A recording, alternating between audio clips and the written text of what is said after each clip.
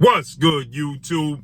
It's your boy, Blue Blood Sports TV, back at y'all with another one. So, the truth has been revealed as father, trainer, manager of undefeated welterweight superstar title contender, Jaron Boots Ennis, the Phenom, as I refer to him as.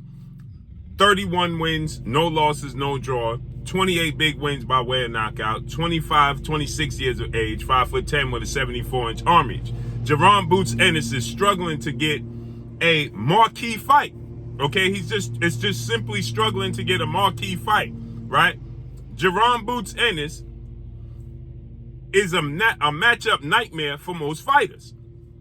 And now his father, trainer, manager, Bozy Ennis, explains and reveals, shout out to YSM Sports, he explains and reveals that Jaron Boots Ennis was supposed to be on a mega card and another mega fight November 25th. The mega card that's going to feature and headline David Benavidez versus Demetrius Boo Boo Andrade. Jaron Ennis was supposed to be the co-main event on that card, and two fighters in particular turned Jaron Boots Ennis down, yet the fans are blaming another fighter, right? Okay, Jaron Boots Ennis was set to face off against the number 2 International Boxing Federation ranked contender in undefeated welterweight Cody Crowley, who is 22 wins, no losses, no draw, 9 wins by way of knockout, 30 years of age, southpaw, 5'10" with a 70-inch arm reach. He beat Abel Ramos back in March, okay? 12-round unanimous decision. He beat Jose Cito Lopez in April, right? But more importantly, he beat Akhmadorov, who was the IBF mandatory challenger for Errol Spence Jr. He beat him back in December 2021, right? So Cody Crowley was already scheduled to face Jaron Boots Ennis November 25th. He would have been the co-main event, Jaron Ennis and Cody Crowley. And then the third fight would have been Jamal Charlo, undefeated 2-division world champion, WBC reigning middleweight champion. Jamal Charlo facing off against Jose Benavidez Jr. So you would have had David Benavidez versus Demetrius Andrade, Cody Crowley versus Jaron Boots Ennis. Then you would have had Jamal Charlo versus Jose Benavidez Jr. Then you would have had, you still had Sabril Matias. You have Michelle Ali Rivera versus Sergey Lipinets. And now added to that card is also going to feature Hector Luis Garcia as he's going to take on Lamont Roach, right? So all these fights were supposed to take place on this card. And now Cody Crowley informed Jaron Boots Ennis and his team he needed more money because it's not worth the risk. The risk and the reward is not the same. So Cody Crowley stated that he needed more money, right? Another fighter that turned him down for another mega card and now is not going to fight this year, and that's former unified welterweight world champion, superstar boxer, Keith one-time Thurman, who is 30 wins, 1 loss, no draws. 22 wins by way of knockout, 34 years of age, 5'8" with a 69-inch arm reach. Keith one-time Thurman accepted the fight with Amanda Stanionis, who also was offered the opportunity to fight Jaron Boots Ennis, and they all turned it down. Cody Crowley, according to Bozy, was advised to turn it down because they wanted more money. Why? Because Jaron Boots Ennis is not a premier boxing champion fighter. He is a Showtime boxing fighter. So that means Showtime president of sports, Steven Espinosa, has an exclusive deal with Jaron Ennis, whom he features Jaron Ennis on PBC, Premier Boxing Champions cards, with advisor and founder Al Heyman. But he's not a PBC fighter. Showtime is putting on cards, and they're putting Jaron Ennis on Al Heyman and the PBC cards. Do y'all understand what I'm telling you? So in order to put him on those cards as well, that means that Al Heyman has to offer up some of his fighters to Jaron Boots Ennis,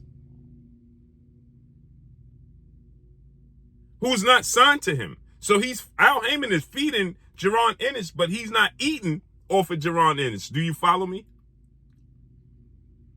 But he's feeding them off the strength of his relationship and his agreement with Steven Espinosa. So Steven Espinosa essentially is throwing his weight around as the network. So, well, we got to put Jaron Ennis on there. Who can we match him up against? And he's negotiating for Jaron Ennis to fight with Bozy Ennis and Cameron Duncan for Jaron Ennis to fight PBC fighters. But Al Heyman don't eat off of him. He's essentially, unless it's his top dogs, he's just feeding Jaron Ennis because none of these fighters can beat him. So he don't want to offer up a Keith Thurman. He don't want to offer up a Magnus Stanionis who's undefeated Lithuanian star, WBA regular champion with 14 wins, no loss, no draw, and 9 wins by way of knockout. But he's 29 years of age. He's young. He don't want to offer up a Keith Thurman because he can make Keith Thurman and a Magnus Stanionis in-house and eat. He can make Cody Crowley versus a Magnus Stanionis or Cody Crowley versus Keith Thurman. So what he said is that he's being advised to not take the fight unless he's getting more money. And now you got to factor in Showtime budget is not there. So how much money are they going to be willing to offer the opponents to fight Jaron Boots Ennis? So they know it's not worth the risk versus the reward. So they're turning it down. And then on the flip side of that, everybody's blaming undefeated 3-division world champion, former junior welterweight undisputed world champion, now the reigning undisputed welterweight world champion, superstar boxer, who is widely acknowledged and recognized as the #1 best pound-for-pound fighter in the world, in Terrence Bud Crawford. Terrence Crawford is 40 wins, no loss and no draw, 31 big wins by way of knockout. He is 36 years of age, 5'8" with a 74-inch arm reach. Terrence Crawford recently made a statement, and Terrence Crawford said in his statement, he stated, well, everybody is throwing Jaron Boots Ennis at me. I heard this movie before. It's played out. And people are spinning it as if Terrence Crawford is saying the Jaron Boots Ennis fight is played out. No, he's saying keep throwing these fighters at me and I keep proving you wrong. It's played out. You understand? You're saying this fighter could beat me, then I beat him. Then you're saying this fighter could beat me, then I beat him. Then you're saying this fighter could beat me, then I beat him. He said that whole model is played out, is what Terrence Crawford was saying. But everybody now is trying to place blame on Terrence Crawford, saying that Terrence Crawford